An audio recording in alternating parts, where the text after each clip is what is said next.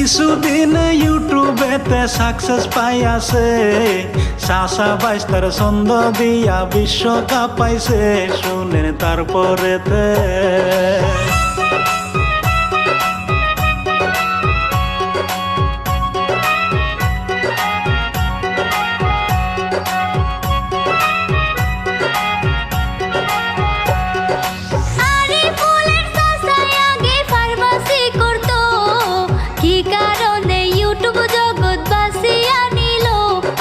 সবই বলবো। আসাম দেশে থাকে আরিফুল জিলা নলবাড়ি।